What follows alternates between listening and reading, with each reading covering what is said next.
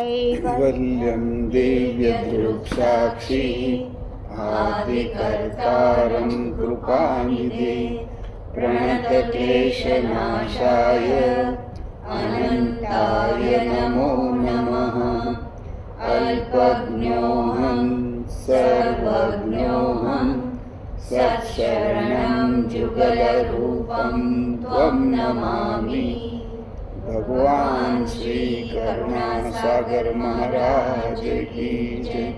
सत्यवल साहेब भूलत सदे बोली नाखो। भूलत सदे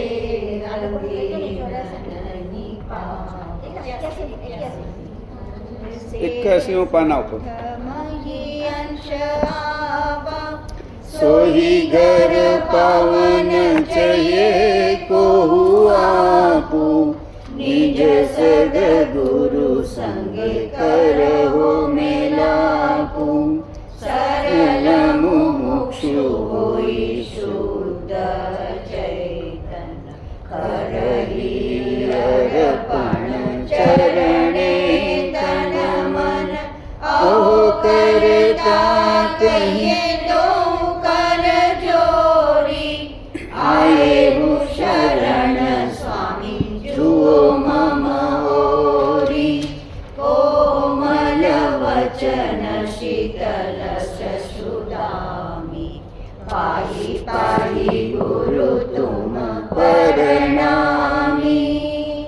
जयति गुरु परम निदानो मेटो मम त्रास पास ज्ञानु सकल देव देवन के हो देवा परम कृपाल दयाल सदेवा तुम बिन सहाय करन कोहु नाही लोक चतुर्दश उदयित माहि निज मम स्वरूप पंच तनु पारि सोई दर्शाओ गुरु करुणा पसारी और निज घर करता तुम गावा ताहि लखवा हो जाहि से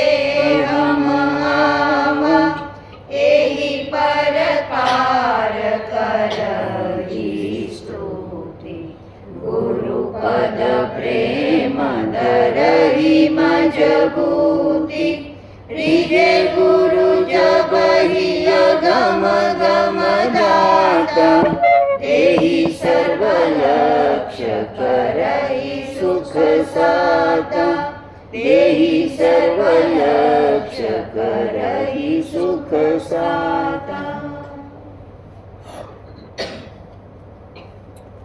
હવે આપણે જવાનું છે 349 પાના ઉપર પ્રકરણ 7 ઉપપ્રકરણ 7 છે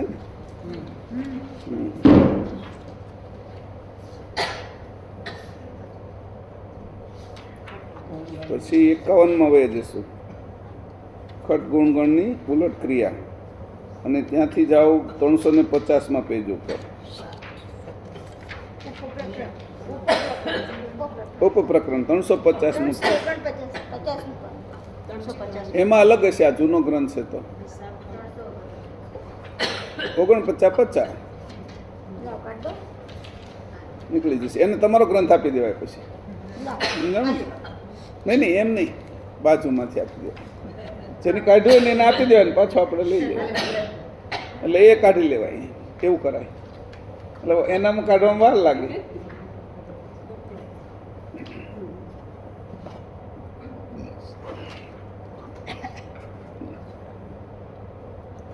ગયા વખતે આપણે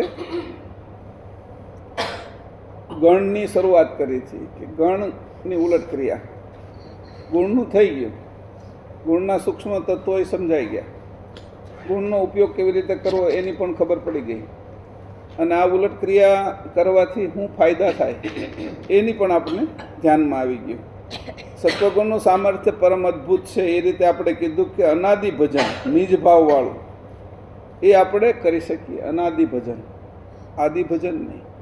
સંસારની અંદર જે કાંઈ ક્રતનું ભજન છે એને આદિ ભજન કહેવાય. અનાદિ ભજન જે અંશીની સાથે કરે એ અનાદિ ભજન કહેવાય. ચેતન બે વચ્ચેનો સંવાદ, અંશ અને અંશી. અત્યારે જે કંઈ આપણે ભજન કરીએ એને આદિ ભજન કહેવાય. આપણે અહીંયા મંદિરે આવીએ એને આદિ ભજન જ કહેવાય. કારણ કે અંતસ્કરણ અને શરીરથી આવીએ છીએ, અંશે થઈને કોઈ આવતા નથી. કહીએ છીએ અંશ છીએ આપણે, કહેવા માટે ખરા, પણ વાસ્તવમાં કોઈ અંશે થઈને આવતા હોય તો એને આદિ ભજન, અનાદિ ભજન કરતા આવડે, નકર આદિ ભજન કરે. જેવું બીજા મંદિરમાં, બીજા ધર્મસ્થાનોમાં, બીજા તીર્થસ્થાનોની અંદર જે ભજન થતું હોય એ ટાઈપનું ભજન કરે એને આદિ ભજન કહેવાય. એ પછી પરમગુરુ પ્રત્યે કરે, મૂર્તિ પ્રત્યે કરે, પરિક્રમા કરે, કે પછી આપણો ફોટો હોય તો એની સામે બેસે, દીવો કરે, બધા આદિ ભજન કહેવાય. આપણો દીવો ન કરીએ ત્યાં સુધી પ્રકાશ ન થાય. એ દેવળનો દીવો છે, આપણો અંશનો દીવો કરવાનો છે આપણે. અને આ વિરાટનો દીવો છે જે સૂર્ય છે. બધા દીવાઓ થયા જેના પ્રકાશમાં આપણે બધું દેખાય છે અથવા ભાસે છે. એટલે અહીંયા આપણે કાલે નક્કી કર્યું હતું કે ભાઈ આ જે હું વાત કરીશ થોડી 5-10 મિનિટ પછી આપણે છે એ આ 3 ગણ વિશે જે અનુભવો મેં તમને લખવાનું કીધું હતું, જેને કર્યા હોય નહીં. એમાં કંઈ બધાને આપણે કંઈ બહુ સારા વિદ્યાર્થી છે એવું માની લેવાની જરૂર નથી. એટલે જેવા છીએ એવા અમને હકાવી લીજો, પરમગુરુને આપણે એવું કહીએ. અમે જેવા છીએ એવા ચલાવી લીજો, તમારે જોઈએ એવા બનાવી લીજો. કુંભારે એને કે હાવ જે માટી હોય છે એમાં કાંઈ દેખાતું નથી, એને કુંભારે જો માટલા બનાવી લેતો હોય તો તમે તો કુંભાર બનાવો છો, તો તમે અમને તમારે જોઈએ એવા બનાવી લીજો ને. અમે તો માટી જેવા જ છીએ. એવી કરીને એક પ્રાર્થના કરી, અને એવી પ્રાર્થના જ્યારે કરીને ત્યારે એ પરમગુરુએ સાંભળી. હા, આનો એ અભિમાન હવે નથી એમ. નકર તો હું કરીશ કે હું ધ્યાન કરીશ, હું લક્ષ ભજન કરીશ, હું પરમગુરુને પ્રાપ્ત કરીશ. અહંકારે નીકળે ધજાઓ લઈ લઈ પેલા આંદોલન કરવા માટે કે ના અમે વિરોધ કરશું એમ, અમે જીતી લઈશું એમ. આ સૈન્ય નીકળે સામેના રાજ્ય ઉપર ચડાઈ કરવા માટે.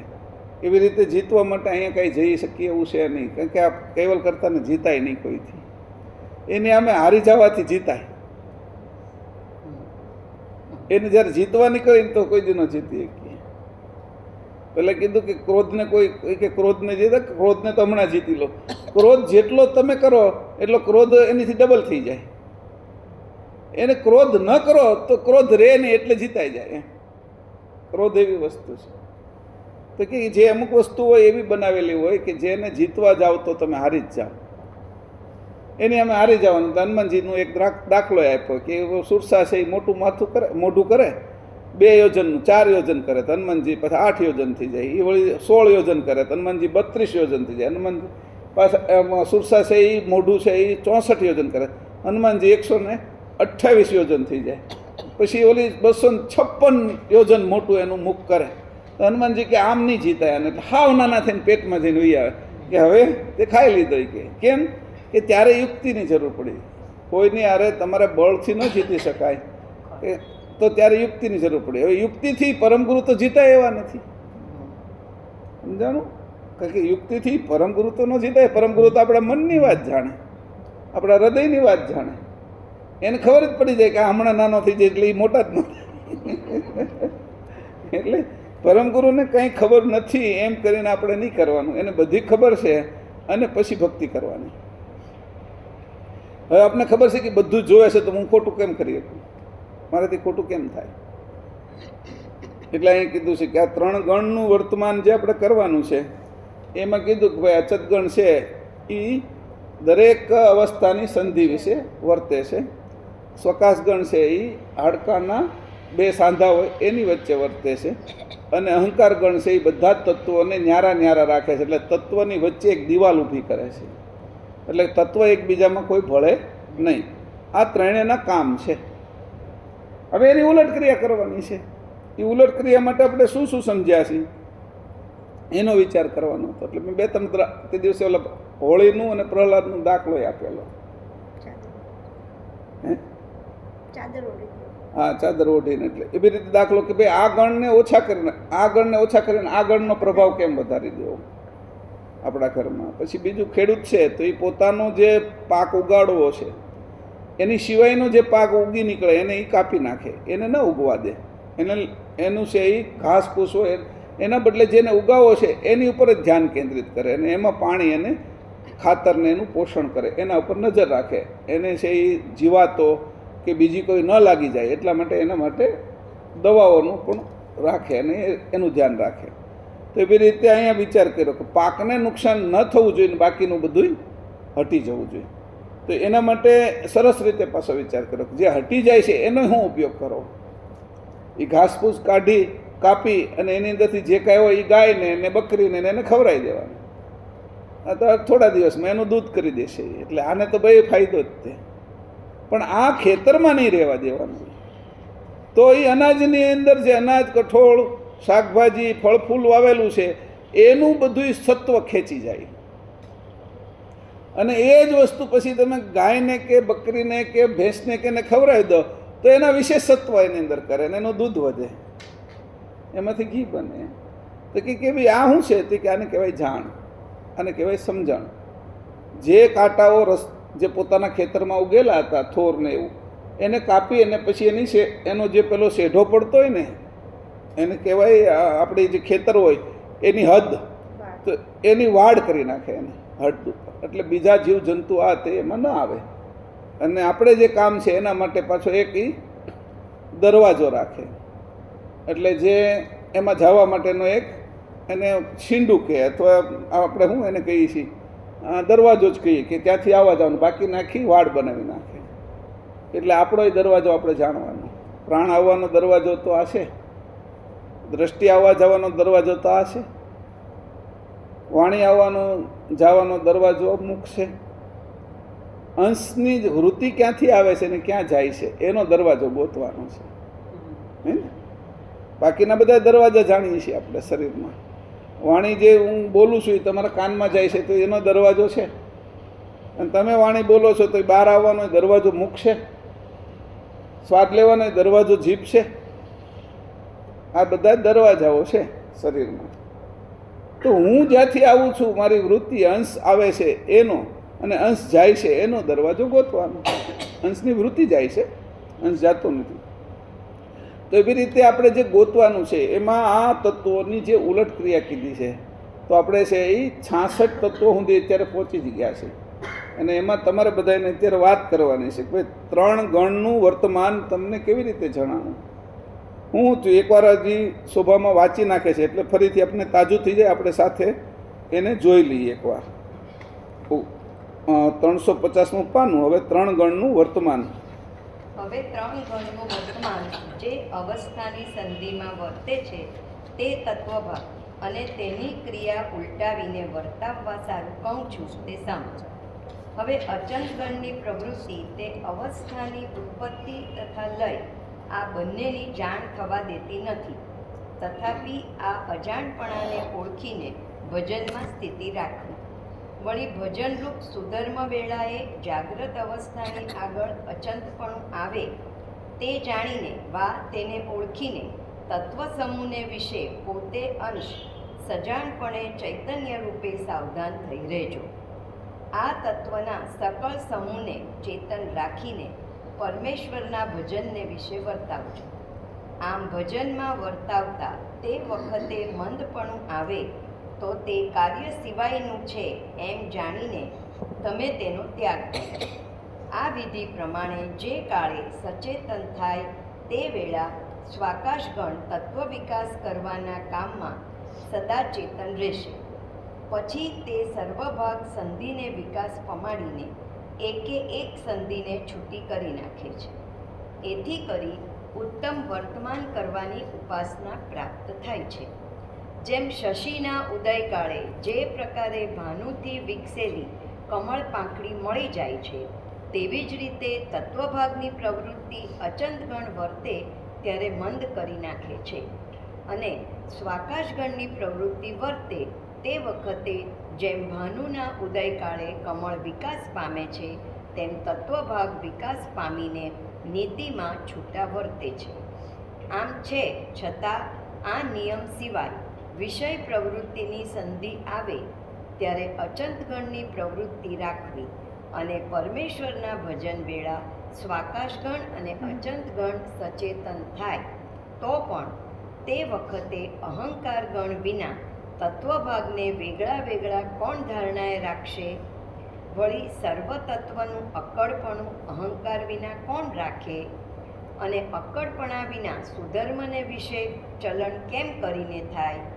માટે અહંકારગણની ચેતનતા પંચભૂતની આદ્યે સર્વતત્વની પ્રવૃત્તિ અક્કડપણે રાખવા સારું અચૂક કાર્ય જેટલી રાખવી. એથી કરી અનેક તીર્થયાત્રાની લઈને પરમ ઉપાસના કરવાથી ફળ પ્રાપ્ત થશે. વળી ખાનપાન, બોલવું ચાલવું વગેરે અખિલ વર્તમાન ધંધો કરી શકાશે. હવે મોહનો ત્યાગ કરીને સચેતનપણે શાંતિરૂપે સ્વાકાશગણની આદ્યે વર્તાવીએ, પણ અહંકાર વિના સામર્થ્યવાન થઈને વર્તે નહીં. માટે સકળ નિયમની પ્રવૃત્તિમાં અહંકારગણ પ્રધાન છે, પણ જે અહંકાર નિજપદને વિશે પહોંચાડે તે જ અહંકારને ધારણ કરી રાખવું. તે વિના વાયકારણ સમવાયીકરણ અહંકાર ધારણ કરીને વિષય પ્રવૃત્તિનું ચિંતન કરવું નહીં, કારણ કે વિષયનો અહંકાર ધારણ કરવાથી અનેક જન્મને વિશે આપણી હાનિ કરી છે અને કરશે. માટે નિજ કલ્યાણરૂપ પરમાર્થ સાધન કરવાને અહંકાર ધારણ કરવું. આ પ્રકારે ખટખૂટ ગુણગણની ઉલટ ક્રિયા દેખાડી છે તે વિચારપૂર્વક લક્ષ્ય રાખીને જોજો. હવે એટલું આપણે વાંચ્યું એટલે એવું લાગે આપણને કે આમાં કંઈ ખબર કેમ પડતી નથી.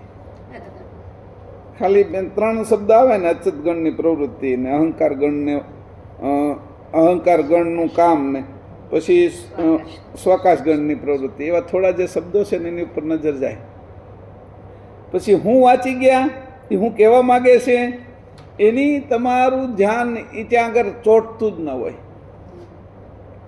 ફરીથી વાંચે ને તોય ચોંટતું ન હોય. અનુભવજો તમે કે એમાં એ હું કહેવા માગે છે કે હજી તે આપણે આમ એની વાંચ્યું અને આપણે સાથે સાથે હાલતા હોય તો આગળ જે રીતે આગળ વાંચતા જાય ને વાહેનું વિસરાતું જાય. પાણી ઉપર લીટો ગાળતા હોય ને, આપણે પાણી ઉપર આપણે લખતા હોય, નામ લખીશું છું પાણી ઉપર, તો તમારી લાકડી જેમ જેમ આગળ હાલતી જાય ને એમ અક્ષર નીકળતો જાય, પણ પાછળ ક્યાં કેમ આનું આગળ પાછળનું મળે જ નહીં. આગળનો અક્ષર દેખાતો નથી ને પાછળનું મળે નહીં. કે પાણી ઉપર જે રીતે લખીએ છીએ એવું આમાં લાગ્યું વાંચી ત્યારે. એટલે એને સમજવા માટે પરમગુરુએ કીધું કે વિશેષ ધ્યાન દેવું પડશે, કારણ કે આ બુદ્ધિ એ આપણા અત્યારે જે ચાલુ બુદ્ધિ છે ને એનાથી નહીં સમજાય.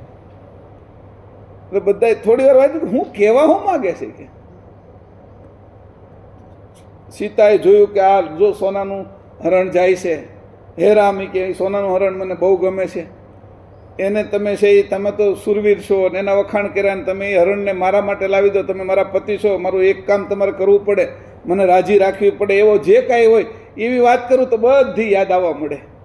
આમાં કંઈ યાદ જ નથી આવતું. કે કહેવા હું માગો છો તમે કે પરમગુરુ આવું લખ્યું છે કે એનો અર્થ શું છે કે કંઈ ખબર પડતી નથી. કે પછી કંઈ હોય તો કે ભાઈ ધનુષ બાણનો પ્રસંગ આવતો હોય, લક્ષવેદનો પ્રસંગ આવતો હોય, અર્જુને લક્ષવેદ કર્યાનું દ્રૌપદીને પરણીને આ બધું જે કાંઈ હોય, પછી રામે છે રામ સ્વયંવર થાય છે ને સીતાને અને ત્યાં આગળ પરશુરામ, તો એ બધું કેમ યાદ રહેશે? કે આ વસ્તુ છે તે કે આ બાજુના મન બુદ્ધિ ચિત્ત અહંકાર ગ્રહણ ન કરી શકે એવી વસ્તુ છે. વાંચી ગયા સમજાય નહીં અને 1000 વાર વાંચો તો એ ન સમજાય. કારણ કે જ્યાં અનુભવ કરવા જાઓ ત્યાં બેઠા બેઠા સુસુપ્તિ લાગી જાય. એમ વાંચો છો તમે ઘણી વખત ગ્રંથ તમે વાંચો ને તો અક્ષર અક્ષર વાંચો, ચોપાઈ વાંચો, બધું વાંચો. હું વાંચો છો એની ખબર ન હોય, આંખ વાંચ્યા કરે છે. આ હકીકતની ઘટનાઓ કહું છું તમને. કારણ કે કેમ કે ત્યાં સુધી જઈ શકતું નથી. આ તમે પથ્થર ઉપર લખો તો શિલાલેખ થઈ જાય, હજારો વર્ષ સુધી લખાય. રેતી ઉપર લખો તો થોડી વાર રહે ને પાછી એ રેતી એક થઈ જાય. કાગળમાં લખો તો કાગળ જ્યાં સુધી રહે ત્યાં સુધી લખેલું રહે. પાણી ઉપર લખો તો પાણી ઉપર હજી તમારો લીટો પડે. આ આકાશમાં લખો તો હું લીટોય પડે, હું લખો તમે પાણી ઉપર તો હજી તમે લખો છો તો વળી ઘડી કંઈક આમ તમને એવું લાગે છે કે લખી રહ્યા છીએ. તમે આકાશમાં લખો છો એ કોઈને ખબર જ ન પડે. આ તો અવિગત આકાશની ઉપર લખવાનું છે, તારું સ્વરૂપ છે, ત્યાં વાત છે નહીં. એ વાત કરવા જાઓ તો કહેવા હું માગો છો કે પરમ ગુરુ તમે કહેવા હું માગો છો, કઈ રીતે મારે સમજવું? એટલે અહીં કીધું છે કે હવે 3 ગણનું વર્તમાન જે અવસ્થાની સંધિ વિશે વર્તે છે તે તત્વભાગ અને તેની ક્રિયા ઉલટાવીને વર્તાવા સારું કહું છું. પહેલાં તો કીધું તત્વ બાજુ આ વર્તે છે. 3 ગણનું વર્તમાન કે 3 ગણનું તત્વની સંધિના વિશે વર્તન કરે છે, એને હવે ઉલટાવવું છે. મારા સ્વરૂપમાં સમજી શકાય એટલા માટે મારે આનો ઉપયોગ કરવો છે કે તે કહું છું તે સાંભળો. હવે અચતગણની પ્રવૃત્તિ તે અવસ્થાની ઉત્પત્તિ તથા લય આ બંનેની જાણ થવા દેતી નથી. તમને શું થાય છે કે અત્યારે તમે અહીં બેઠા છો અને બીજા વિચારે ચડી ગયા, અથવા મહેશભાઈ આ ક્લાસમાં આ કીધું હતું એમાંય ચડી ગયા, અથવા આ ગ્રંથમાં આ વાત કરતા હતા એમાંય ચડી ગયા. એટલે તમે સપનું લાગી ગયું. અને સપનું કોની લગાડ્યું અત્યારે? તે કે અચતગણે. અને આ આખી વાત મને કોની સમજાવવા ન દીધી? અચતગણે.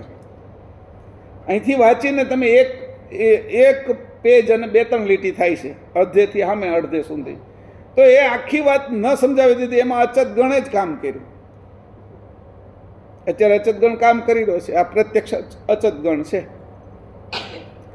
પછી આની શોકાશગણે શું કર્યું?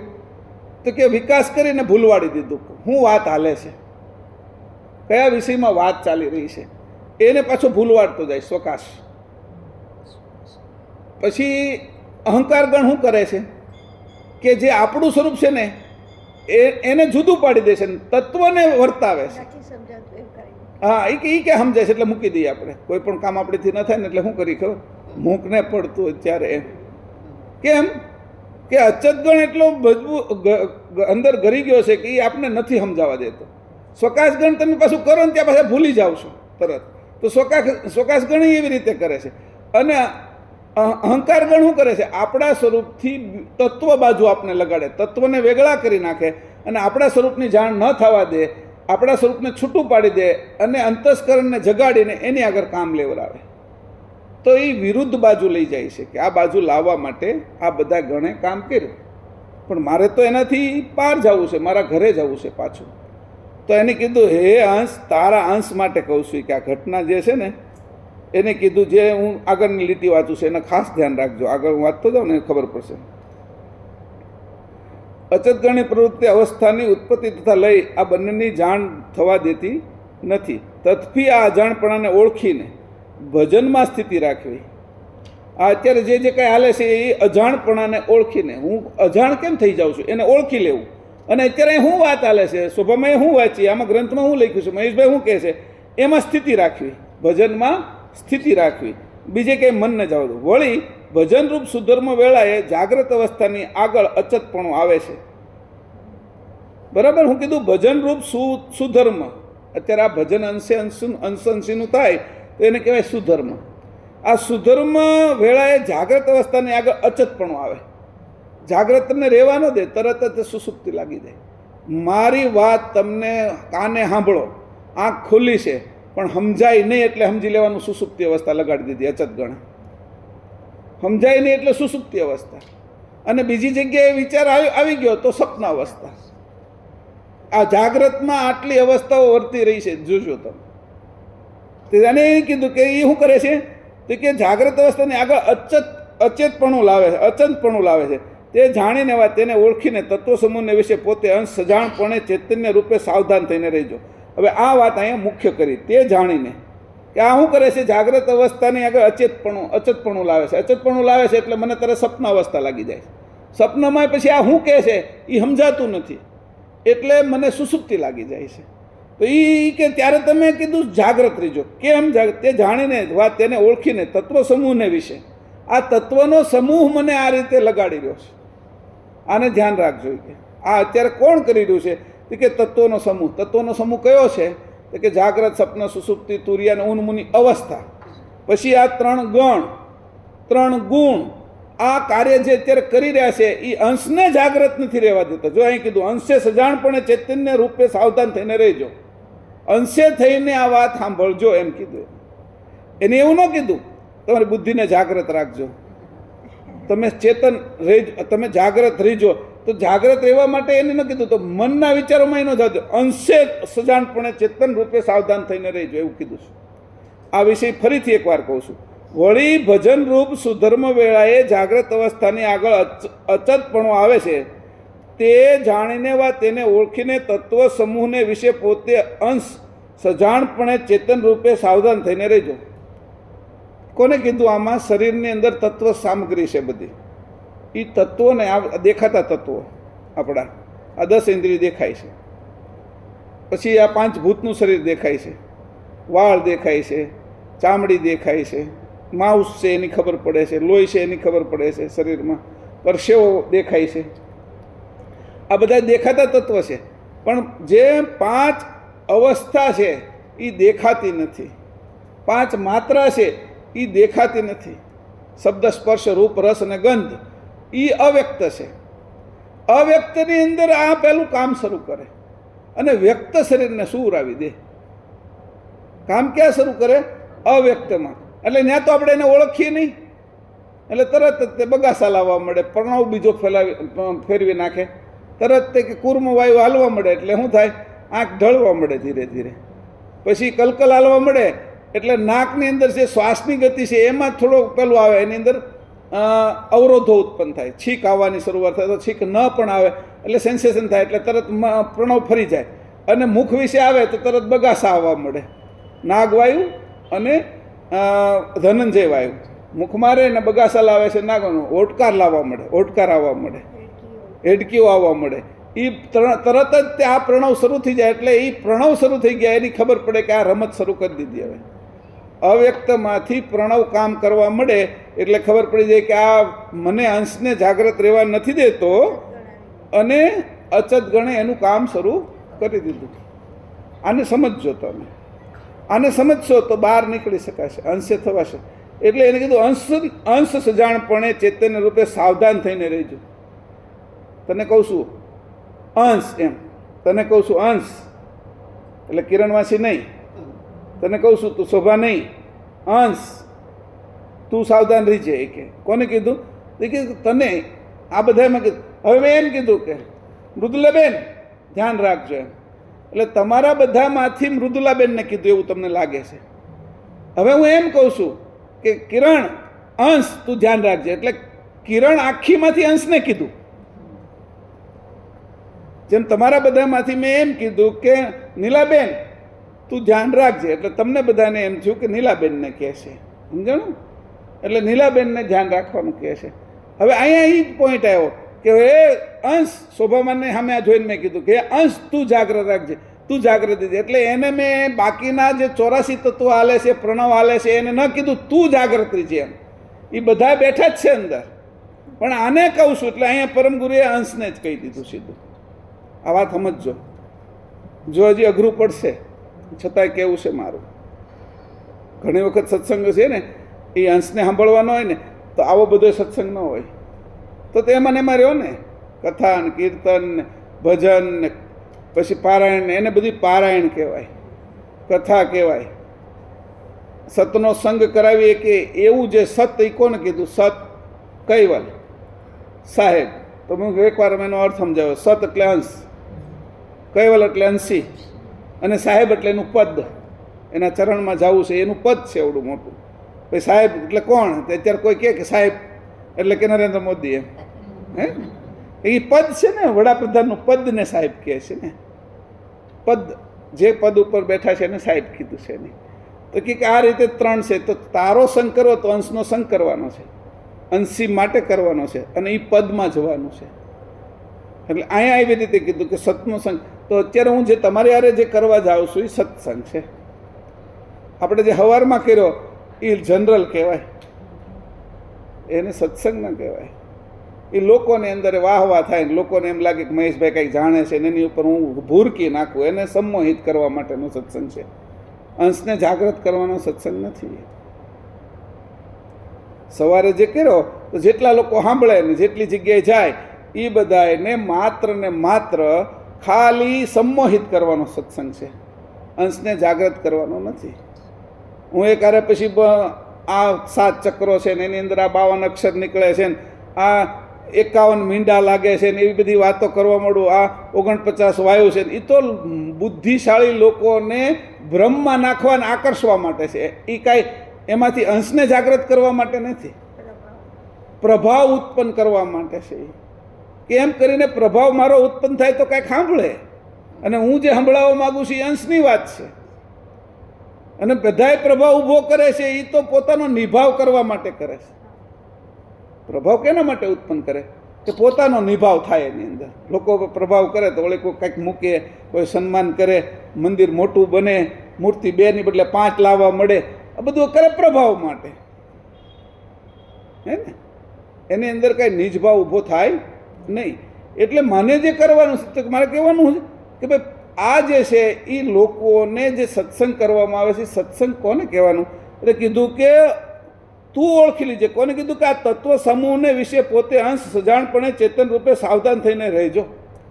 હું તને કહું છું, તારી યારે સત્સંગ કરું છું, તારી સિવાય અહીંયા કોઈ બેહવું જોઈએ નહીં. એટલે અર્થી હોય તે ઉઠી સટોય કે એને ઘરે વહી જ આવી કે. કોને કીધું? આ બધાની અંદર ભરેલા અંતસ્કરણ છે ને એને, કે તમે તમારા ઘરે વહી જાઓ, તમારું ઘર આ નથી. અમારું કેવલધામમાં જવાવાળાનું આ અંશોનું ઘર છે. તમારું ઘર કયું છે? એ કે તો કે બુદ્ધિનું ઘર કયું છે? તો કે વૈકુંઠ, વિષ્ણુની બુદ્ધિ છે, જળ તત્વની, અને સપના અવસ્થામાં બુદ્ધિ અંતસ્કરણ રહેશે. તો બ્રહ્માનું કયું છે? તો કે સ્થૂળ દેહ, બ્રહ્મપુરી, એ એનું ઘર છે. તું ત્યાં વહી જા. મનને કીધું, બુદ્ધિને કીધું તું વૈકુંઠમાં વહી જા, અહંકારને કીધું તું શંકરનો છો, તું ત્યાં આવ્યો જા. તમે બધા હાલતા જાઓ કે અમને મૂકીને, અમે કેવલના છીએ. એટલે બીજા બધાને ખબર પડી કે આ જે કે છે એ જાગ્રત છે. એટલે પછી બધા રે ખરા, પણ એને કંઈ બહાર ઊભા રહે તમારી સેવામાં. અહીંયા આપણે બીજા ઇન્સ્પેક્ટરોની બધા આવતા હોય, ડીએસપી, આપણે શું કહેવાય, ડેપ્યુટી કમિશનર આવે છે અહીંયા, તો 12-15-20 એના જે પીએસઆઈ ને પીઆઈ ને એ બધા બહાર ઊભા હોય એનું કામ કરવા માટે. એટલે આપણે સમજવાનું કે આપણે છે ને એ કમિશનર છીએ.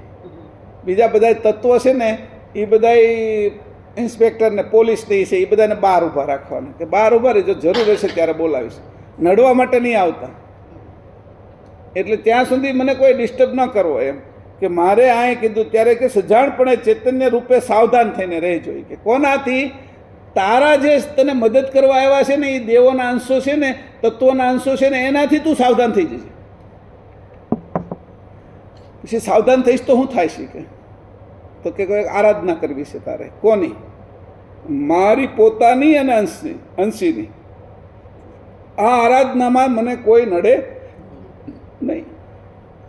જ્યારે આપણે આરાધના કરવાની છે ત્યારે મને તત્વ, હવે આ બધા દુશ્મનો કેવા છે ક્યારેય ન દેખાય એવા, અને છતાંય કેટલાય જન્મ સુધી આપણે નડેલા છે. એટલે હજી જન્મ લેવડાવવા માટે તૈયાર છે. તો અહીં કીધું તત્વ સમૂહ છે. હા, ચૈતન્ય અંશ સજાણપણે ચૈતન્ય રૂપે સાવધાન થઈને રહેજો. આ તત્વના સકલ સમૂહને ચેતન રાખીને પરમેશ્વરના ભજનને વિશે વર્તાવજો. પાછું એને કીધું કે આ બધા તત્વોને તમારે આધીન કરી લીજો. અંશ પહેલાં જુદો થાય તો આધીન કરે ને. અંશ એમાં ફસાયેલો હોય તો ક્યાંથી આધીન કરવાનો છે? તો ફસાય નહીં એને સમજી લે કે આ તત્વોનો ઉપયોગ મારે હવે કરતા બાજુ લઈ જવા માટે કરવાનો છે, આ સાધનનો ઉપયોગ. એટલે અહીંયા કીધું કે બાકીનું શું કીધું? આમ ભજનમાં વર્તાવતા તે વખતે મંદપણું આવે. હવે અહીંયા કીધું એની કે તું અંશે થયો અને તત્વને તું વર્તાવા જા તો તત્વ જડ છે, એટલે તારી ગતિને પણ મંદ કરી નાખે. કોઈ ગઢા માણસ હોય અથવા કોઈ હાલી નથી એક, તો કોઈ લૂલો છે, એની હારે કોઈ સશક્ત માણસ એકદમ સરસ મજાનું હાલી શકે છે, એ એની સાથે જ્યારે હાલવા જાય ને તો ઓલો જે ફૂલ હાલી શકે છે ને એને મંદ પાડી દે, કારણ કે એની સાથે તારે હાલવાનું છે ને. એટલે પહેલો તો 1 કલાકમાં 10 કિલોમીટર હાલતો હોય, આ 1 કિલોમીટર હાલતો હોય, અને ગમે એટલો ખેંચો તો 2 કિલો, ઓલાનું 8 કિલોમીટર ઓછું થઈ જાય. અંશ ચેતન છે, એની ચેતનતા ઓછી થઈ જાય આ તત્વોની સાથે જોડાણો એટલે. તમે જ જોઈ લો તમારી ચેતનતા. આ બધાય તત્વો હારે જોડાણા તો અંશભાવ ક્યાં રહ્યો છે તમારો? દેખાડો મને અંશભાવ રહ્યો છે કે તત્વ હારે જોડાણ એટલે તત્વોનો હું થઈ ગયો છે. અહીંયા એવું થયું કે આ તત્વની હારે જ્યારે તમે વર્તન કરશો અને ભજન કરશો કેવલ કરતાનું તમારા અંશે થઈને, ત્યારે તત્વ સમૂહને તમારે કામમાં લગાડવાનો છે. ત્યારે તમે મંદ નહીં થઈ જતા, એ જડ છે એ તમારે એને લઈ જવાનો છે. તો તમારે ત્યારે હોશિયારી રાખવી પડશે કે કેવી રીતે તત્વોને વાપરવા. ઘણી વખત આપણે એવું લાગે કે આમાંથી જ એને એવી રીતે કંઈક ગોઠવણ કરી નાખી કે આપણે ચાલી શકીએ, અને એવી કોઈ પેલી રેકડી હોય અથવા કોઈ એવું સાધન છે કે એના ઉપર એ તત્વ સામગ્રી રહે અને એ સાથે ચાલે, આપણી ગતિને કોઈ પેલી તકલીફ ન કરે અને એની ગતિમાં તે કંઈક વધારો કરે, એવી યંત્રણા ગોઠવવી. એટલે ગાડી લેવી, એનો ઉપયોગ કરવો. તો અહીંયા યંત્રણા ગોઠવવાની કહે છે કે તું આની યંત્રણા ગોઠવ.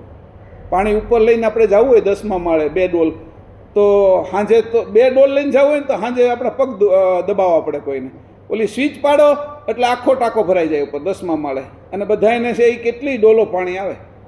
તો કે એવી યંત્રણા કર કે જેથી કરીને તત્વ સામગ્રી તારી ગતિએ સાથે ચાલે અને તને મદદરૂપ થાય.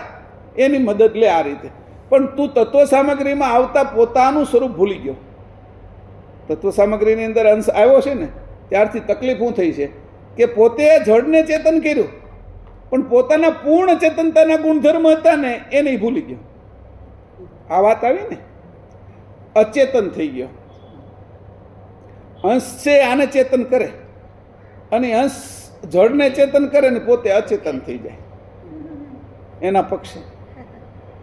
એટલે ખબર ના પડવા દીધી કોઈ. તત્વોએ ચૂસી લીધું એનું હિત, એની ચેતનતા તત્વોએ ચૂસી લીધી. જેમ પાણી તમે નાખો ને ડાગ્યો એની ઉપર મૂકો તો એ પાણીને ચૂસી લે છે. પેલું રૂ જેવું પેલું પોતું આવે તો આપણે એને મૂકીએ ઉપર તો એ ચૂસી લે છે.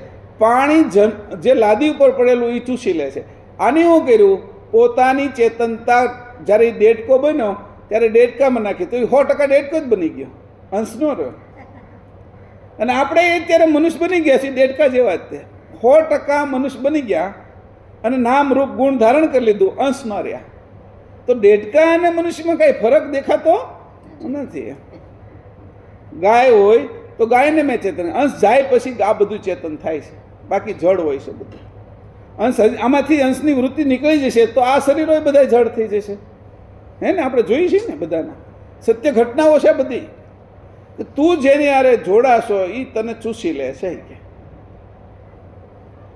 તમે વિચાર કરો, જે માટલું અથવા તાવડી એ ભીની હોય, અંદર હજી પાણી રહ્યું હોય, અને પેલો જે કુંભાર એને નિભાડે ચડાવે, 1-2 દિવસ એને નિભાડામાં રાખે, ગરમ કરે પુષ્કળ, તો એની અંદરનું જે પાણી છે ને એ એવું મજબૂત થઈ જાય છે. એ પાણી બહાર ક્યાંય જઈ નથી શકતું. પાણીનું રૂપ હોતી અગ્નિ જેવું થઈ જાય છે, એના જેવું થઈ જાય છે, કડક થઈ જાય છે પાણી. એ અગ્નિ એની અંદર કોણ પકડી રાખે છે? અગ્નિને પકડવા વાળું ત્યાં આગળ જળ છે. માટીને પાણી પકડી રાખે છે, પણ અગ્નિને કોણ પકડી રાખે છે? તો કે અગ્નિને પાણી પકડી રાખે છે. તો પાણી એવું બે માટી અને અગ્નિને બેને ભેગું કરવાનું એક સંયોજન છે. જે રીતે 2 વસ્તુ ચોંટાડવી હોય તો ગુંદર વચ્ચે જોઈ, ફેવિકોલ જોઈ એને ચોંટાડવાનું સાધન છે. તો એ છૂટતું નથી, એટલું મક્કમ થઈ જાય છે કે એની પાણી છૂટે નહીં. વધારે એને જ્યારે ગરમ કરે ને ત્યારે એ લાવા થઈ જાય, પાછું રસ થઈ જાય, પાછો એનો રસ થઈ જાય. રસ ક્યાંથી આવ્યો? તો કે અંદર જે છુપાઈ રહ્યો હતો ને એ રસનું ઢેફું થઈ જાય પાછું. તો કે એવી રીતે આપણે પણ આ તત્વોની સાથે રમતા રમતા એના જેવા તદ્દન થઈ ગયા છે. અગ્નિની સાથે રમતા રમતા પાણી પણ અગ્નિ થઈ જાય છે. આ લાવા રસ જ કહેવાય. એની જ આ પૃથ્વી બની છે. વળી પાછું એક સમય એવો આવશે કે બધું જ રસ થઈ જાય. એટલી બધી ગરમી થાય, એટલી ગરમી લાગે, લોઢું હોતી ગરમ થાય તો પ્રવાહી થઈ જાય છે, હોનું હોતી પ્રવાહી થઈ જાય છે. આપણે બધું જે તમને દેખાય છે પ્રવાહી થઈ જાય છે. અને પછી પ્રવાહી છે એ પાછું ઉડી જાય છે. અગ્નિ એને વધારે વાપરવામાં આવે તો એનો ધુવાડો થઈ જાય છે, એનું રૂપાંતર વાયુમાં થઈ જાય છે. અને વાયુ વધારે ગરમીમાં આવે એનાથી વધારે નહીં તો વળી આકાશ થઈ જાય, ગત આકાશ. એક અણુ દેખાય નહીં, આપણે અદૃશ્ય થઈ જાય. અહીંયા આ વાત કરી છે કે જો તારું સ્વરૂપ અઘરો વિષય છે પણ તારે જાગવાનું છે કે તું હું કામ આને અરે જોડાણો છે? તું તને પ્રાપ્ત કરવા આરે જોડાણો છે શરીર આરે. તું નોકરી કરવા અહીંયા જોડાણો નથી એની આરે. કોઈનો પતિ થવા નથી જોડાણો, કોઈની પત્ની થવા નથી જોડાણો શરીર આરે, કોઈનો મા થવા, કોઈનો બાપ હારત થવા માટે નથી.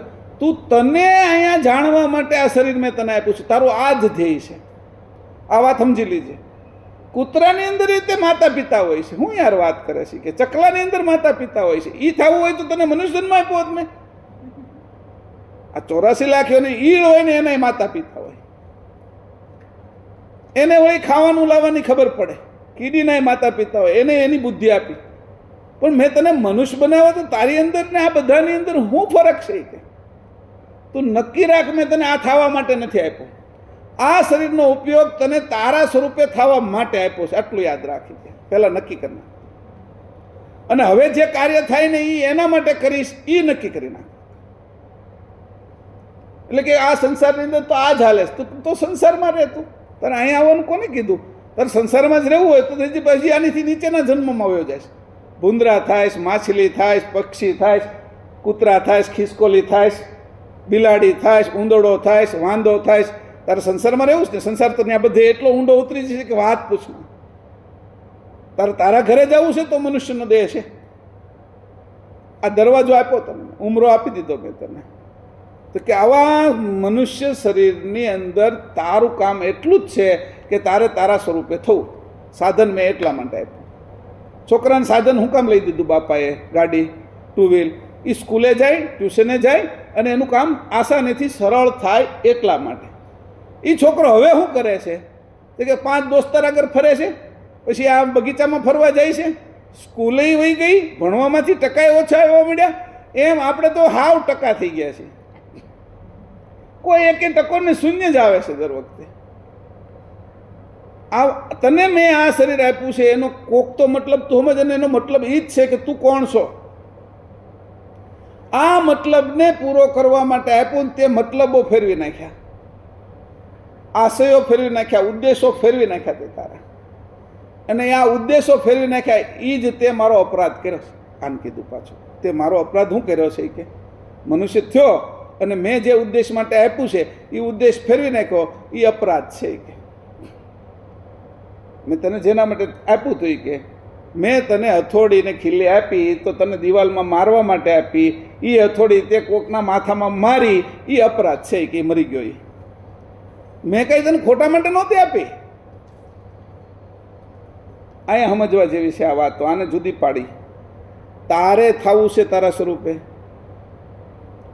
અને તારે થવું છે તો મક્કમતા છે તારી. હવે આ સંસારમાં રહીને થવું છે તારે તો કીધું કે તો તારે તત્વ સમૂહની વચ્ચે રહેવાનું, પણ તારે જાણ રૂપે રહેવાનું, સાવધાન થવાનું, ચેતન રૂપે રહેવાનું અને અંશે સજાણ થવાનું. પછી આ બધા તત્વો છે, તારા શરીરના તત્વો છે.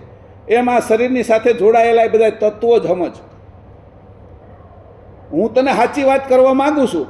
પછી તને જો ઉદ્દેશ એવો લાગતો હોય તો તને એમ લાગે મને બહુ મારા પિતા પ્રત્યે, માતા પ્રત્યે પ્રીતિ છે, મારા ભાઈ પ્રત્યે પ્રીતિ છે, પતિ પ્રત્યે, છોકરા પ્રત્યે પ્રીતિ છે, તો મને વાંધો નથી. એ હજી તારા કૂતરામાં તે માતા પિતા ને ભાઈ ને બધા આવશે જ. તે તું તારે એમાં તો 7-8 ભાઈઓ આવે, બહેનો આવે એકારે. અને ભૂંદરાને તો પાર ન હોય પાછું. એક વખત વિયાય ને તો 12-13 હોય, બીજી વખતે બીજા 12-13 થાય, 10 વાર વિયાય તો 150 થઈ જાય. તો તને જાજા આપી દઉં કે જા.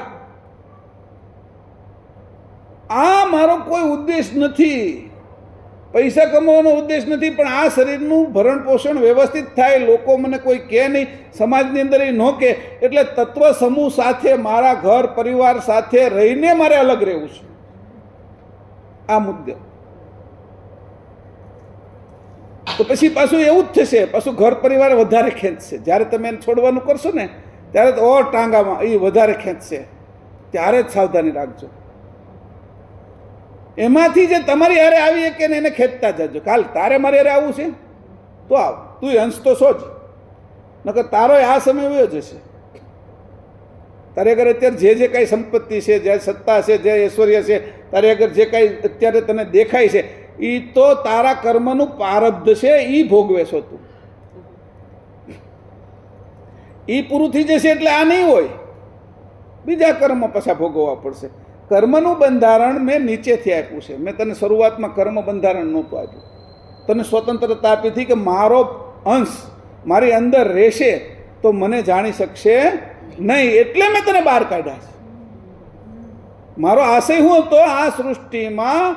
એને મારે બહાર કાઢવાનો આશય એ હતો કે મારો અંશ જે મારા આંતર સ્વરૂપમાં છે એ અંશ જો એ પોતે બહાર જશે તો એ પોતાને જાણી શકશે અને મને જાણી શકશે. એ મૂળ આશય હતો. અને મારું ઐશ્વર્ય કેટલું છે અને મારું ઐશ્વર્ય એ ભોગવે છતાં એ મારો મટે નહીં, કે આ મારા પિતાનું ઐશ્વર્ય છે. આ નદી એ બનાવે, કે હું થોડો બનાવું? આ સૂર્ય એ બનાવે, આ પૃથ્વી એ બનાવે, હું થોડો બનાવું? આ પંચભૂતનું શરીર એ બનાવે, અંકુર બનાવે, મારી તો તેવડ નથી. અને અંકુરમાંથી શરીર એ બનાવે, એ એના પ્રત્યે ઓર પ્રીતિ વધશે તને. એટલે અંશની ઓર પ્રીતિ વધે. અને જે એમનેમ પડેલો હતો અંશ જાણ્યા વગરનો પડ્યો રહે.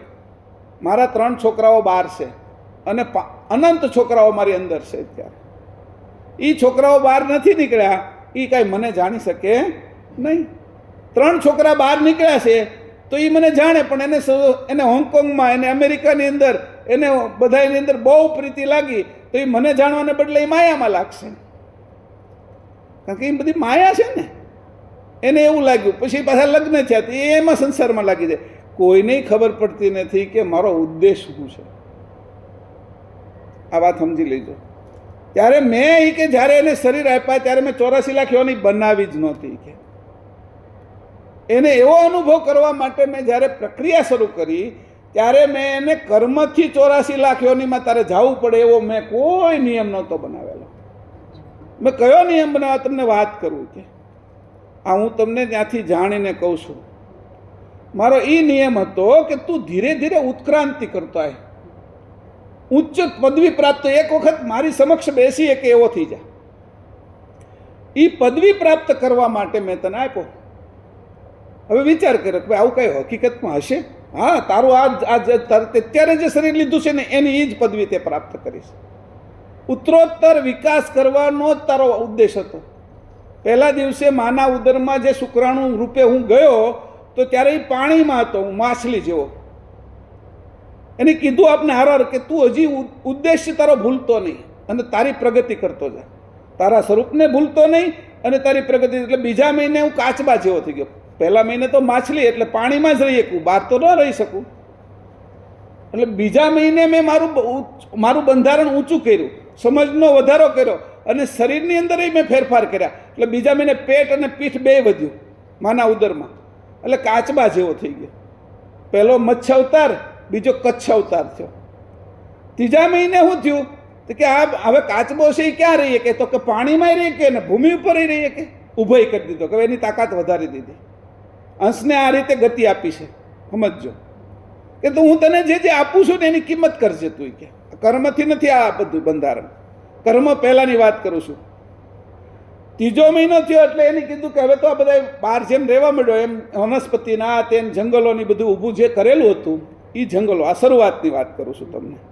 એ પ્રકૃતિએ ઊભું કર્યું હતું પ્રકૃતિનો વિકાસ કરવા માટે. એક હતો અંશ અને એક હતી પ્રકૃતિ. પ્રકૃતિ કેમાંથી બની હતી? ખગાકાર શૂન્યમાંથી.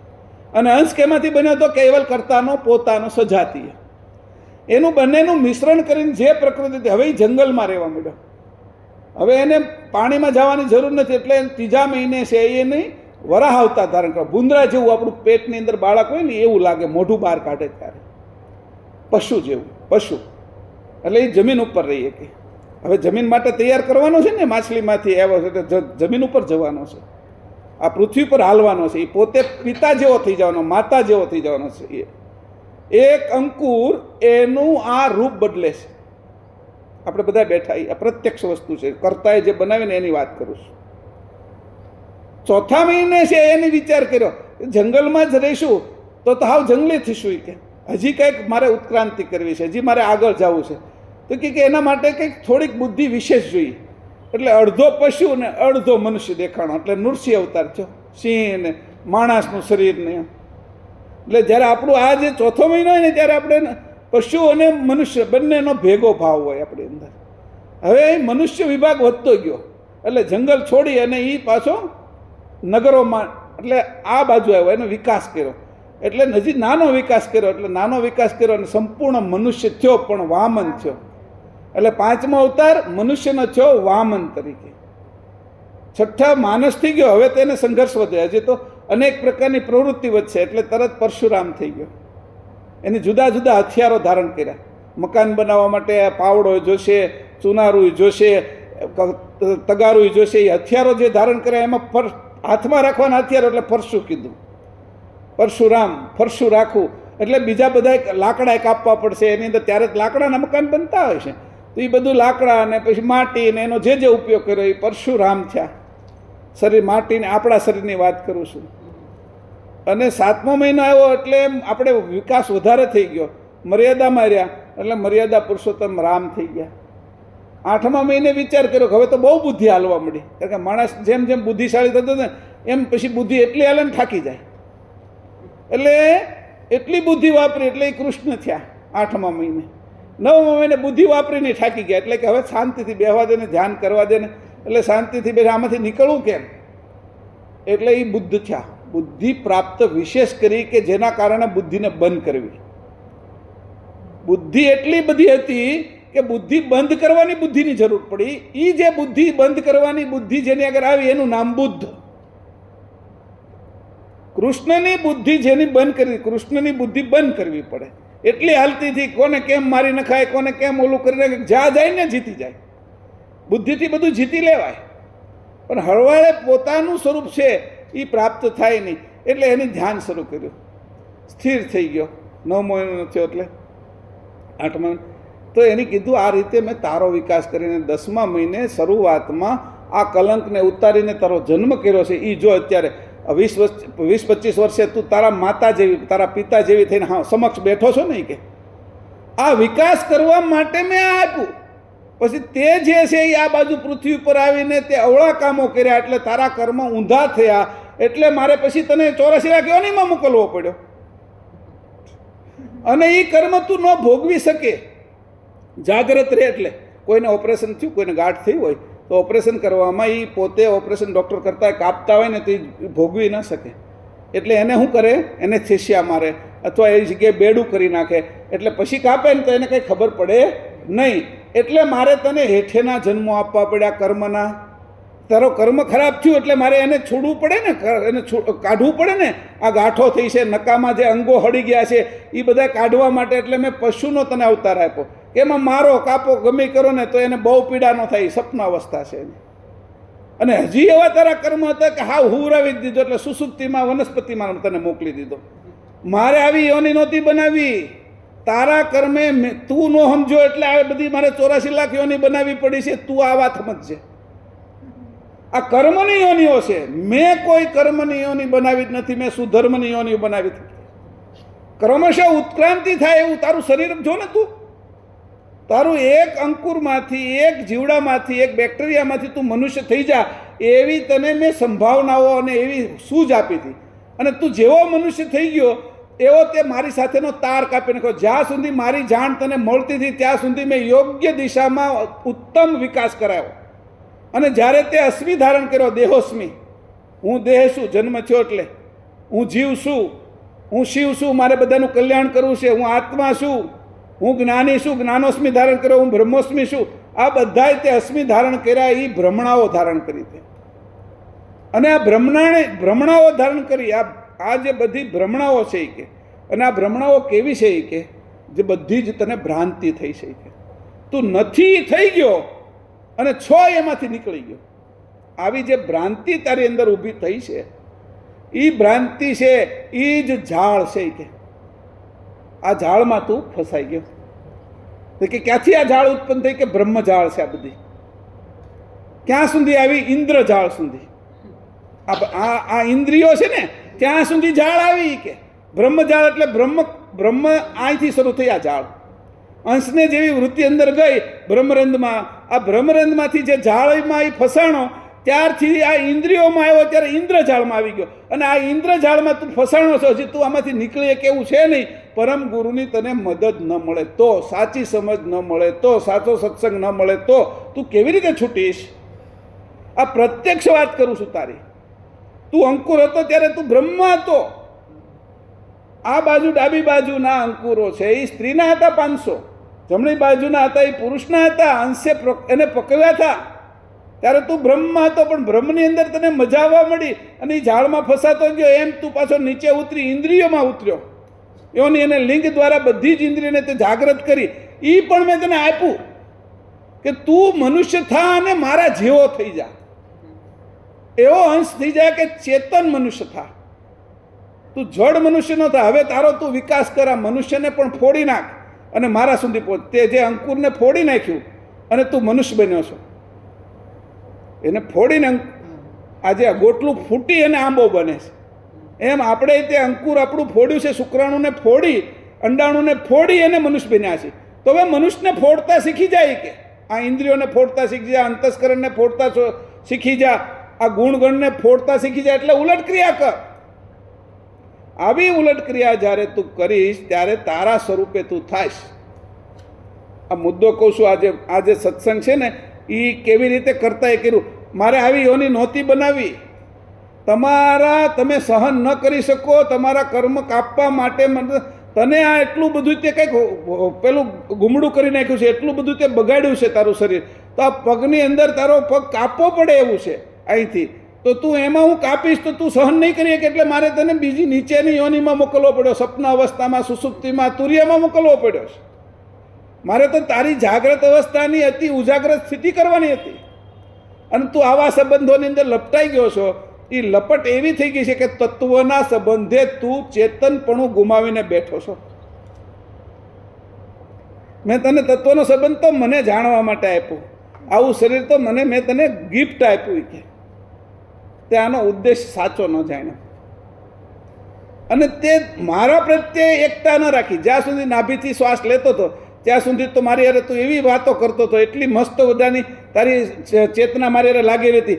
સામાન્ય ચેતન અને વિશેષ ચેતન એવો રમતો થોય કે મારી યારે. અને જેવો જન્મ થયો ને આ નાભીનો શ્વાસ મૂકી ગયો, નાકે લેવા મળ્યો, ત્યારે તું છે એ અસ્મિમાં લાગી ગયો. તને અસ્મિ પ્રિય લાગવા મળ્યા, તત્વ પ્રિય લાગવા મળ્યા. મારી જે ચેતન વાણી, હું જે ચેતનતાથી તું મારી યારે દોરીથી જોડાયેલો હતો એ તને અપ્રિય લાગવા મળ્યું, એ કપાવા મળ્યું. ધીરે ધીરે એ દોરો છે ને એ પતલો થતો ગયો અને આખરે તારું વજન વધી ગયું અહંકારનું, એટલે એ તૂટી ગયો. કરોળિયાનું દોરું હોય ને એ જ્યાં સુધી જોડાયેલો હોય ત્યાં સુધી પાછો પહોંચી શકે. એના પછી કરોળિયો વધારે વધારે નીચે રહે અને 8-10 વળી માખી ખાઈ જાય તો માખીનું વજન એને વધી જાય અને ઓલો ઝાડ છે ને એનો તાર છે ને એ પાછો પતલો થતો જાય. એટલે આ બાજુ વજન વધ્યું અને તાર પતલો થઈ ગયો, વચ્ચેથી તૂટી જાય. હવે જા તારા ઘરે. હવે ક્યાંથી તું જઈએ કે આ વજન કેનું વધ્યું? તું માખી ખાઈ ગઈ કેટલી બધી માખી, એટલે માયા. આટલી બધી તે બધી માયાની અંદર તું ભરાણો કે ભાઈ એક માખી ખાધી તો 1 છોકરા, 2 છોકરા, 5 છોકરા, આ બધાની અંદર તું કેવો ફસાણો જોઈ લે. આ છોકરા તારીને મેં એટલે ઉતાર્યા કે એ અંશે થાય, તું અંશે થતો. તો તું એને સારી ગિફ્ટ આપવાને બદલે ખોટી જગ્યાએ લગાડવા માંડ્યો. તારા છોકરાનું અહિત કરેશ તું. તારા સંતાનોનું તું હિત કરવાને બદલે આવા અંશોનું અહિત કરવા માંડ્યો તું. તારું તો અહિત કરે જ છો. આ ઉદ્દેશ માટે ક્યારેય મેં આવી પૃથ્વી બનાવી જ નથી. આવો મનુષ્ય દેહ આના માટે મેં બનાવ્યો જ નથી. તમે ઘર સંસાર હકાવો એવો મારો ઉદ્દેશ હોય નહીં. કે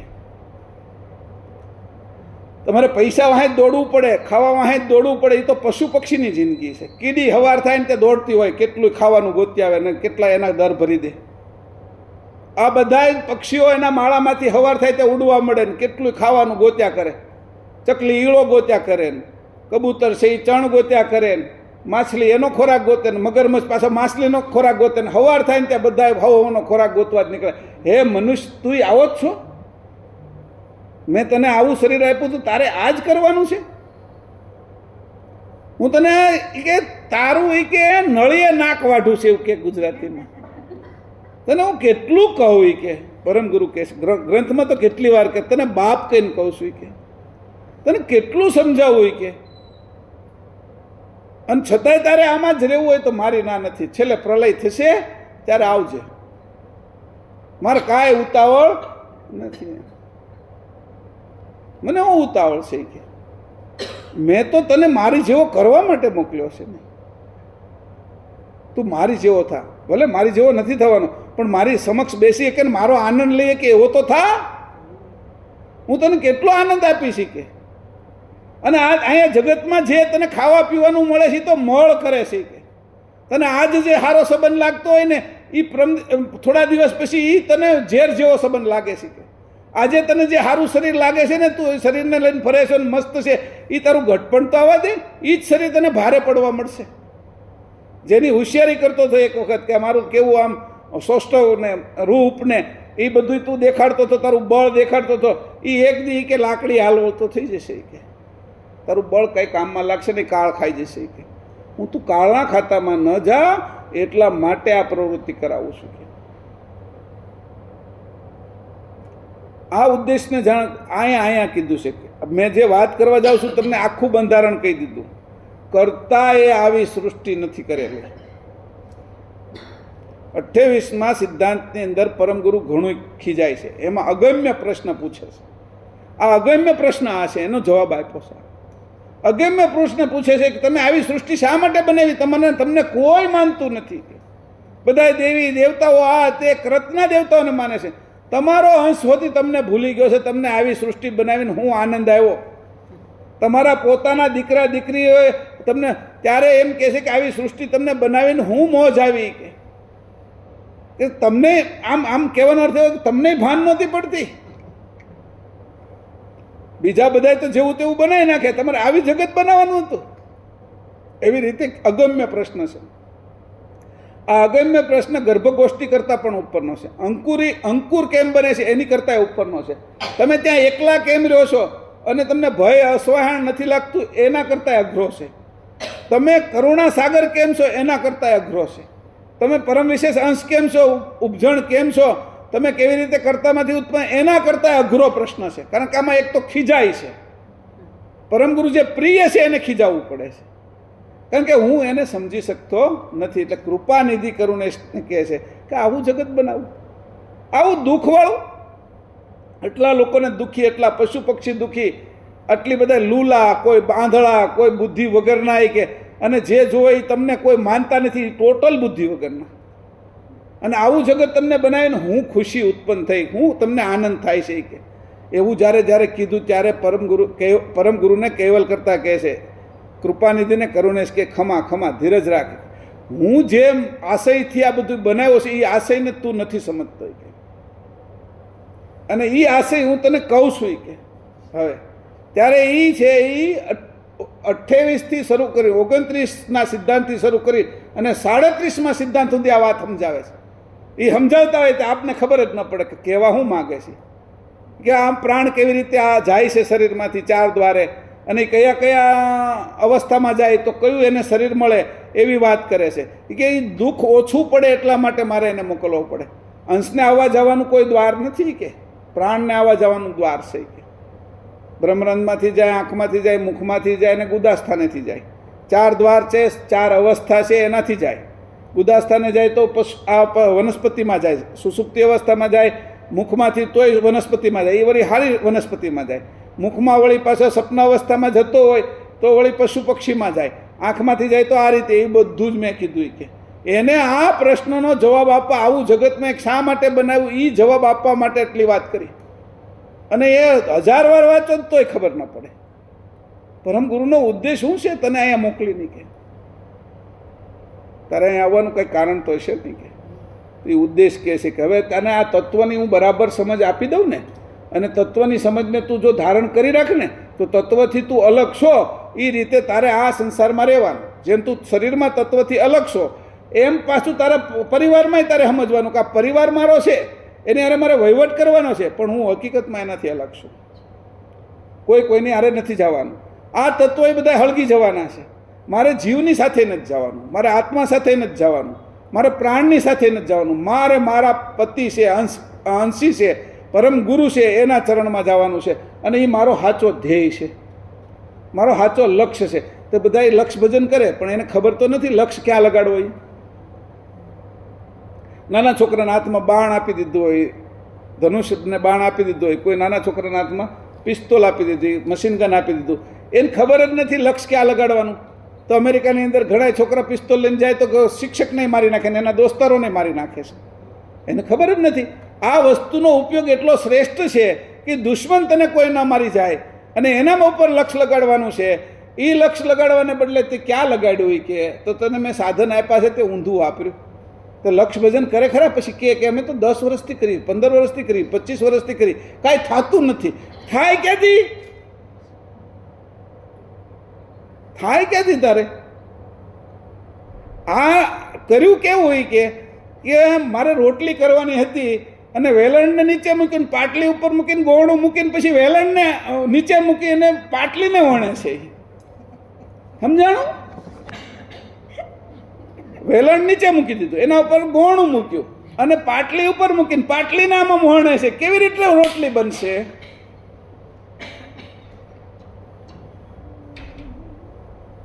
અને પછી કીધું કે મારે છે એ શાક બનાવવું છે. પછી ગેસ ઉપર જે તબડિયું હતું ને એને ઊંધું મૂક્યું. આ લોકો નથી કરતા ઉબડિયું એની જેમ, અને ઉપર શાક નાખી તો બધું હેઠું પડી જાય. એ ક્યાંથી ચડે તારું શાક? તું જે કરવાનું હતું એના બદલે ઊંધું કરે છે. આ બધાને તને ખબર પડે છે કે ભાઈ વેલણ છે એને ઉપર રખાય, પાટલી ઉપર જ ગોણું મુકાય, એને વણાય. શાક છે એ તબડિયાની અંદર જ તે અથવા તપેલીમાં અથવા કુકરમાં જ મુકાય. આ બધી તને ખબર પડે છે, પણ તારા વિષયમાં તને કાંઈ ખબર નથી પડતી. તું ઊંધું વણેશ બધું. એટલે આ વણાટ થયો ને, કેવલ વગર તારે જવું છે, વળ વગરના આગળ જવું છે, અને વણવાનું તે ઊંધું શરૂ કર્યું છે. એટલે વધારે જાડું થતું જાય છે. વણવા તું જા ને તે વધારે તારે છૂટવું હોય એને બદલે વધારે છે. ને છોકરાને એક દોરડું હતું એમાં એ ભરાઈ ગયો, એ છૂટવાની કોશિશ કરે એમ વધારે વધારે વળતું જાય. એને ખબર નથી આની દિશા કઈ વાપરવી, તો એને છોડવાની રીત પણ શીખવી પડે. તો અહીંયા એવું કીધું છે કે તને મેં આ જગતની જે રચના કરી છે એ તને અહીંયા છૂટો પાડવા માટે કરી છે. તને તું ઓળખીએ કે અને મને જાણીએ કે એટલા માટે. આ મારા સંતાનો મારી અંદર રહ્યા હોત તો મને જાણી ન શકે, પણ મેં મારા સંતાનોને બહાર મોકલી અને ફાયદો શું કર્યો કે મને જાણતા નથી ને એને જાણતા નથી. તો પછી પરમગુરુએ કીધું કે કેવલે કીધું કે મેં જે જગતની રચના કરી એમાં આ મનુષ્ય લોકમાં જ આવી તકલીફ થઈ શીખે. બીજા લોકોની અંદર તો મસ્ત હાલે શીખે છે. ઘણા એવા લોકો છે કે ત્યાં તો મસ્ત હાલે છે. એ અંશો સમજે છે, અંશો પાછા પાછા કેવલ ધામે પહોંચે છે, એ કે ઉપરના 12 ધામમાં પહોંચે છે. આ બાજુ જે મનુષ્ય સૃષ્ટિમાં આવી ગયા, આ બાજુની જે એમાં આ અજ્ઞાન લાગ્યું શીખે. બીજા આની સિવાયના કેટલા એમાં રોજે કેટલા અંશો મારી આગળ આવે શીખે, પાકીને. અહીંથી નથી જતા એ કે અહીંયા સમજાવવા આવવું પડે છે. આવા કેટલાય લોક છે. ગામડાની અંદરથી કોઈ હાવ ગામડું હોય તો ત્યાં તો એ પ્લેનની અંદર જવાવાળો કોઈ હોય તો વર્ષે 1-2 જણા નીકળે બિચારા, અને વનવાસી વિસ્તારમાં જાય તો વર્ષે 1 કે ન નીકળે. પણ તમે સુરતમાં કે ન્યુયોર્કમાં કે મુંબઈમાં જાઓ તો રોજ કેટલાય પ્લેનો ભરાય. કારણ કે એની સમજ, એનો વેપાર, એને જે કાંઈ પ્રાપ્ત કરવું એ હાવ જુદું છે. એટલે ત્યાં એ લોકો હજી એની આ જે અવસ્થા છે એવા હેઠે નથી આવી ગયા. આપણી જેમ અણસમજુ નથી થયા એવા અંશો ત્યાં છે. એટલે તમે એવું નહીં માનતા કે આપણે પૃથ્વી ઉપર આ બધું બગડી ગયું. આ એક નાની એવી લીંડી બગડી નથી એની. આપણે પૃથ્વી છે ને એક નાની એવી બકરીની લીંડી જેવી છે, એના ઉપર આપણે બધાય છીએ. એમાં કંઈ બહુ બગાડ નથી. પણ જો કોઈ આમાં થઈ જાય, નકર આને પ્રલય કરતા એને વાર જ ન લાગે. એને કંઈ બહુ મહેનત ન કરવી પડે. એ આમ નીચેથી થોડુંક હલાવી નાખે ને તો આપણે બધા ભળીને ફૂસ થઈ જઈએ. પાણી વધી જાય, ડુંગરાઓ હેઠા પડી જાય, સમુદ્ર છે જળબંબાકાર થઈ જાય. આમાં કોઈ બચે નહીં. 4,32,00,000 વર્ષ સુધી તો આવી રીતે 4,32 કરોડ વર્ષ સુધી તો આ આમનું પાણીમાં જ રહેશે. આ તો વાતાવરણ થયું છે એટલે આપણે બધા ઉગી નીકળ્યા છીએ. વિશેષ કાંઈ આપણી શક્તિ નથી. એટલે અહીંયા મેં આજે જે વાત કરું છું એ બંધારણ કરું છું કે તત્વની અંદરથી ઉલટ ક્રિયા જ્યારે તમે કરશો ત્યારે તમે કયું પદ પ્રાપ્ત કરશો, અને આ બધું ક્યાં ક્યાં તમને નડે છે એ બધું જણાવવા માટે કીધું. એટલે મેં આખું બંધારણ પહેલાં આ ક્લાસમાં કરી લીધું. મને એવું હતું કે હું પાછળથી કરીશ, પહેલાં તમને સાંભળી લઉં. પણ તમે આ જ્યારે હું મારી વાત સાંભળશો પછી તમારે જે કહેવું છે એ હવે પછીના ક્લાસમાં આપણે કહીએ. અત્યારે આપણે છે એ 10-15 મિનિટ પાણી બાથરૂમ જવું હોય તો 5 વાગે અહીંયા બેસી અને 5:30 પોણા 6 સુધી તમારે બધી વાત કરવાની છે. મેં મારો જે ઉદ્દેશ હતો પરમગુરુનો એ કીધો છે તમને. કેવલ કરતાનો ઉદ્દેશ કહી દીધો છે. હવે તમારે આમાં લાગેલું રહેવું હોય તો મને વાંધો નથી. તમને નથી કહેતો, અંશોને કહું છું. અને તમે બેઠા એટલાને નથી કરતો, અહીંયા જે નથી બેઠા ને અને આ ઊભા છે અને સૂક્ષ્મમાં સાંભળે છે એને કહું છું. અહીંયા તમારી સિવાય કેટલાય છે જેને આ વાત સાંભળવી છે. કેટલાય વિષ્ણુ છે, કેટલાય શંકર છે, કેટલાય બ્રહ્મા છે, કેટલી આદ્ય શક્તિઓ છે, કેટલાય સંકાદિકો છે, કેટલાય નિરંજન પુરુષો છે. અહીંયા અત્યારે વાત સાંભળવા માટે આ લોકમાં આવ્યા છે કે અમને આ વાત તો કરો કે અમારો આશય શું હતો. એ આપણે આ શરીર લઈને બેઠા, એ સૂક્ષ્મ શરીર લઈને બેઠા, કોઈ કારણ શરીર લઈને બેઠા છે, કોઈ મહાકારણ લઈને બેઠા છે, કોઈ પરમ કારણ લઈને બેઠા છે. મૂળ દેહ કયો છે ને મારે કઈ રીતે જવું એ ખબર નથી, એ બધાય સાંભળે છે. તમને એમ લાગે મહેશભાઈ ખાલી કહે છે એટલે, પણ અહીંથી વાયર ન હોય તો એ વોટ્સઅપ ઠેઠ અમેરિકા સુધી પહોંચે છે. અને અહીંયા વાયર ન હોય તો ચંદ્ર સુધી પણ જાય છે, યાનના બધે વાપરાય છે. વાયર ન દેખાતો હોય તેનો અર્થ એવો નથી કે અદૃશ્ય વાયર ન હોય. અદૃશ્ય વાયર છે જ, દ્રશ્ય નથી. કોર્ડ લેસ કીધું એ, વાયર નથી, લેસ કરી નાખ્યો. એમ ઘણા અહીંયા શરીરો લેસ કરીને છે, બોડી લેસ એવા કેટલાય છે. એટલે એ બધાય નહીં કહું છું, તમને તો ખાલી નિમિત્ત બનાવું છું. આ નિમિત્ત બનો તો તમારે ફાયદો એ થાય કે એ લોકો કરતાં તમારી ગતિ વધારે ઝડપથી થઈ જાય. કે તમારી આગળ શરીર છે, આ તત્વોનું બેહી એકે છે, એને સારું બેહવું હોય ને તોય તે ઘડીકમાં એને હલવા કરે શરીર. કારણ કે વાયુનું શરીર ને, ઘડાનું અગ્નિનું શરીર, એ સ્થિર ના રહી શકે. એટલે એવા શરીરે એને બેસવું હોય તો એને બહુ મક્કમતાથી બેસવું પડે, રહેવું પડે, સ્થિર ના રહી શકે. તો એવી રીતે આપણા ભાગે બહુ ફાયદો છે કે આવા કોઈને સાંભળવું હોય તો અમારા શરીરમાં આવજો. અમારે બે કામ થાય, તમે સાંભળો અને અમે જાગ્રત રહીએ. એટલે અમે તમને શરીર આપશું કે અમારા શરીરને માધ્યમ બનાવી અને તમે સાંભળો. અને તમે સાંભળતા એ પાછા આપને મદદ કરે. પાછા રોજ આપણા ઘરે આવતા હોય ને તો ક્યારેક આપણી મુસીબતો જોવે તો આપણે મદદ કરીને કે ભાઈ હું હલવાયેલો છું, તું ક્યારેક તો મને થોડીક મદદ કર, તું હલવાયેલો છે એમ મેં તને મદદ કરી મારા શરીરમાં આવીને. તો આવી રીતે શરીરની અંદર પ્રવેશ કરે એને પરકાયા પ્રવેશ કહેવાય. પરમગુરુએ લખ્યું છે પરકાયા પ્રવેશી કે 14 કરોડ મનુષ્ય વેશ જોતા એક મનુષ્ય નીકળે કે 14 કરોડ મનુષ્ય જોતા એક મનુષ્ય નીકળે. તો ભારતની અંદર મનુષ્ય કેટલા બાકી વેશ છે કે પશુ જેવા જ છે, કે પશુનો વેશ હોય એવા મનુષ્ય છે. તો 14 કરોડ જોતા કે એક મનુષ્ય નીકળે. ભારતમાં 140 કરોડ હોય 10 નીકળે, 11 નીકળે. હાલો, પૃથ્વી ઉપર કેટલા નીકળે તો બધા થઈને કે 140 મનુષ્ય છે પૃથ્વી ઉપર. એ આટલા અબજ લોકોમાં મનુષ્ય 140 મનુષ્ય છે. આવા 140 છે એવા જ્યારે એને કીધું 7 કરોડ મનુષ્ય ભેગા થાય એમાંથી એક હરિભક્ત નીકળે કે એક ભક્ત નીકળે કે એવા 5 કરોડ ભક્ત ભેગા થાય એની અંદરથી એક છે એ વેદોગત વાચક, વેદને સમજી શકે ને વાંચી શકે ને સમજાવી શકે એવો નીકળે કે આવા. એની પાસે એમ કહેતા એવું કીધું કે આવા આટલા ભેગા થાય એમાંથી એક પરકાયા પ્રવેશી નીકળે કે. આ બધી વાંચજો તો ખબર પડશે. અગાધ ગતિમાં છે, આને અગાધ ગતિ કહેવાય. આ આટલી બધી ગતિ સમજાવી છે. તો એમ કીધું કે એટલામાં હજી આપણે મનુષ્ય થવાનું બાકી હોય તો આપણે મનુષ્ય થઈ જવાનું ને અંશે થઈ જવાનું.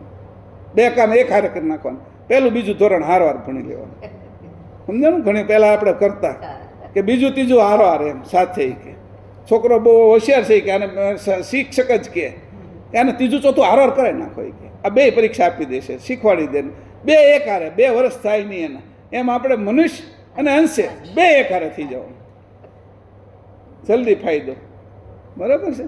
શ્રીમદ કરુણા સાગર ભગવાન કી જય. સત કેવલ સાહેબ.